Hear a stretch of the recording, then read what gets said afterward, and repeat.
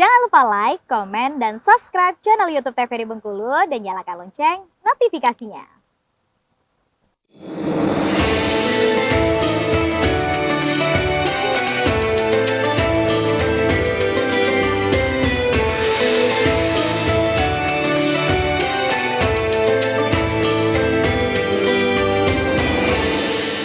Ya, pemirsa terima kasih tetap bersama kami dalam acara Mutiara Kolbu. Kita masih bersama ibu-ibu dari Majelis Ta'lim Al-Ikhlas dan juga saya masih bersama dengan Bapak Ustadz Zulfahmi Siregar.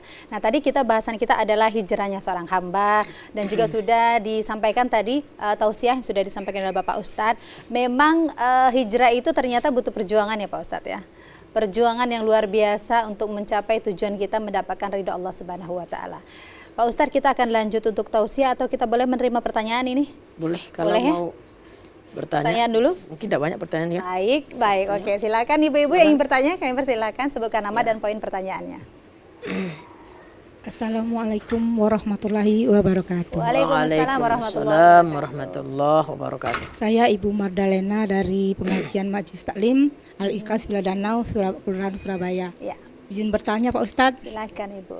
bagaimana bila kita sudah berhijrah kan, akan tetapi kita masih mengingat hal-hal ketika sebelum kita berhijrah, itu bagaimana hukumnya itu Pak Ustadz? Contohnya. Contohnya atau Contohnya bisa apa nih? diberikan contohnya gitu. Gimana?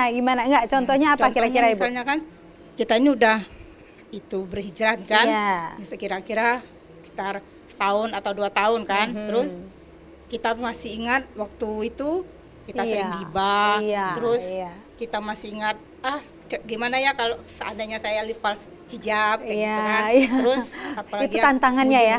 terus Iya. ya istilahnya yang masa-masa yang lalu nggak lah. baik zaman dulu gitu ya Ibu hal-hal ya? buruk, hal-hal buruk. Benar. Padahal sekarang ini kita itu sudah berusaha untuk sudah menjadi berusaha baik, yang baik. tetapi masih terus teringat hal-hal yang buruk di masa lalu gitu. Iya benar, mungkin saya tambahin pertanyaannya Bu. Gini Pak Ustadz, kadang juga nih banyak begini, kalau teman-teman juga saya gitu, misalnya udah hijrah nih, misal dari segi pakaian gitu, terus tapi pada saat ketemu dengan orang bilang gini, aku tuh dulu begini gitu, aku udah puas loh begitu, nah gitu, tapi artinya kan dia memberikan keburukan-keburukan di masa lalu, pada orang ini nggak tahu loh, jadi tahu gitu. Nah itu gimana tuh Pak Ustadz? Baik, kalau hijrahnya memang secara totalitas, ya Bu ya, kita niat ini sudah hijrah, bukan secara hissi saja, bukan hanya fisik saja yang hijrah, tetapi pikiran kita secara maknawi tadi, segala perbuatan kita, pikiran dan hati kita sudah selaras dengan johir tampilan kita ini, maka tidak masalah Ibu walaupun ingat dosa yang lalu, tidak ada masalah. Benar-benar kita ini hijrah, yang tadinya kita awalnya pakaian kita dulu masih sering nampak mini kini sudah alhamdulillah sudah tertutup semua auratnya. Masya Allah. Hijrah dari pakaian itu, tapi itu secara fisik zohirnya. Terkadang banyak orang hijrah ya, tetapi baru zohirnya nampak saja, zohirnya ini dari tampilan sudah oke, sudah mantap, sudah camkoha jualannya nih.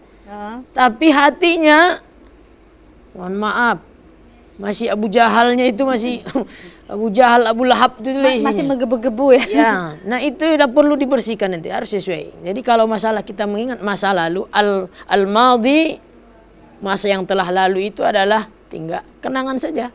Tidak usah kita ingat-ingat. Kita harus melangkah ke depan, memperbaiki diri kita ke depan. Itu yang di Allah lihat, bukan ke belakang. Maka yang terakhir pun nanti di akhir hayat seorang hamba itu adalah akhir daripada hidupnya itu, bukan masa lalunya yang dilihat oleh Allah. Akhir hidupnya seperti apa? Endingnya ya, itu. Jadi di situ kita harus usahakan. Nah, alhamdulillah dapat hidayah kita bisa berhijrah. Hijrah ini kan salah satu jalan kita untuk bermuhasabah, mengoreksi diri kita.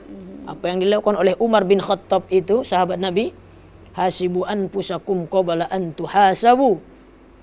Mengoreksi diri kita, bermuhasabah. Tentu dalam hal itu kita harus banyak senantiasa ya iringi memperbaiki diri kita, dosa-dosa yang lalu diiringi dengan perbuatan-perbuatan baik, amal soleh tentunya. Itbing sayyi'ata wal hasanata tamhuha. atbi sayyi'atal hasanata tamhuha. Ikuti perbuatan dosamu yang lalu, yang lampau, perbuatan-perbuatan jelek-jelek yang buruk-buruk dulu yang masih kita ingat dengan kebaikan-kebaikan. Jangan kita terlalu berlarut-larut dengan dosa-dosa yang lalu. Kapan kita maju? Kapan kita melangkah? Tapi wajar seorang hamba harus memang seperti itu, merasa diri hina di mata Allah. Bukan merasa diri paling baik. Ya Allah, saya ini sudah berhijrah. Sudah layak saya mendapatkan surgamu. Seolah-olah dia sudah paling top, paling benar BGT. Apa namanya? TOP BGT itu. Nah, sudah merasa top sendiri ya kan? Aku ini sudah hijrah. Kemarin aku masih hobi ngumpul-ngumpul dengan tetangga, hobi gibah. Kini aku ndak lagi dengan mereka. Tapi dalam hatinya ada ujubnya lagi, muncul ujub. Merasa diri, membangga-banggakan diri. Dari itu tetap tidak bagus. Tapi merasa diri kita ternoda, banyak salah di masa lampau. Memang di situ disuruh kok. Memang itu bagus, itu baik seperti itu. Sikap seorang mukmin harus seperti itu. Bukan berarti merasa tidak pernah melupakan dosa-dosa. Jadi orang rugi itu termasuk orang yang seperti itu, Bu ya. Mengingat-ingat kebaikan, melupakan dosa-dosa. Inilah orang-orang celako itu. Ini orang rugi itu, Bu. Kalau dia masih ingat dosa-dosanya, khawatir dengan kebaikan-kebaikan yang ia lakukan, takut tidak ada manfaat, bahkan tak diterima oleh Allah. Nah ini yang bagus. Ini yang bagus. Itu yang bagus, Bu. Itu yang itu memang yang dianjurkan seperti itu. Itu, Bu ya. Oke. Jadi tidak apa-apa begitu ya, asalkan memang kebermanfaatnya seperti apa. Terus dilakukan kebaikan-kebaikan. Terus dilakukan kebaikan. Tapi kalau saya bilang tadi misal begitu ya, dari segi pakaian atau segi apa namanya itu ibadah kita begitu. Kemudian kita mengingat kembali tapi kita omongkan kepada orang lain itu Pak Ustadz. Itu hukumnya seperti apa? Misal ya Pak Ustadz. Aku udah nggak pengen lagi pakaian mini. Aku udah puas dulu, aku begitu panjang. Ya. Yang orang ini tidak tahu menjadi tahu Pak Ustadz. Ya. Kita dulu seperti apa? Itu bagaimana pendapat Pak Ustadz? Dakwah ini ada dua modelnya itu kan. Kalau kita mau syiar syariat, kita ini sudah mengamalkan Islam. Iya. Yang baik. Ada namanya lisanul hal. Dengan perbuatan-perbuatan kita, orang bisa mencontoh kita. Tak perlu kita banyak bicara, tak perlu kita banyak cakap. Cukup orang melihat kita, tampilan kita. Oh, itu udah berubah itu. Kemarin kuntilanak, ini jadi mak lampir. Sama aja. 11-12 tuh Pak Ustadz. Ya, berubah maksudnya. Oh kemarin itu ibu tuh pakaiannya macam itu. Oh kini sudah soleh, sudah tertutup semua. Sudah, itu sudah tampilan bahwa kita sudah dakwah kita. Jadi kita tidak perlu kita ngomongkan pula kita dulu begini-begini. Tidak perlu. Tidak perlu kita buka aib-aib kita di masa lalu. Dulu saya begini. Dulu saya hobi buka aurat, dulu saya hobi berbuat begini. Tidak usah kita membuka-buka dosa-dosa kita. Alhamdulillah, tidak dibuka Allah pun, kalau memang itu sudah kehendak Allah, tidak kita buka pun nanti dibuka Allah juga kekurangan kita itu, kebusukan-kebusukan, aurat-aurat kita itu, aib kita itu. Maka ketika seorang sholat kan apa bacanya? Rabbi ufirli warhamni wajuburni. Wajuburni artinya itu tutuplah aibku ya Allah.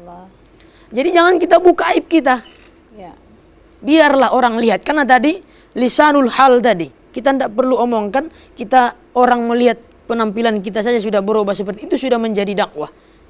Orang sudah bisa mencontoh kita. Kalau orang yang mau dapat hidayah itu modelnya macam-macam. Dia melihat kita tangganya. Ini dia ikut nak berubah gitu kan. Tapi bagus kalau kita dakwah. Tapi tidak harus kita mengumbar-umbar kekurangan. Aib itu aib namanya itu. Tidak usah dibuka, Bu. Nggak usah kita buka. Dulu saya rentenir gitu. Nggak usah dibuka rentenir. Ngapain? Dulu saya hobinya. Nggak usah. Aib itu kan aib namanya itu. Nggak usah dibuka. Cukup kita dan Tuhan. Cukup kita dengan Allah yang tahu. Gitu ya, Cukup kita dengan Allah yang tahu. Oke, begitu ya Ibu Madalena. Selanjutnya? Baik, selanjutnya nanti dulu. Kita tahan dulu. Kita jeda iklan dulu ya Pak Ustadz ya. Nah pemirsa tetap bersama kami. Kami akan kembali usai jeda pada waktu berikut ini.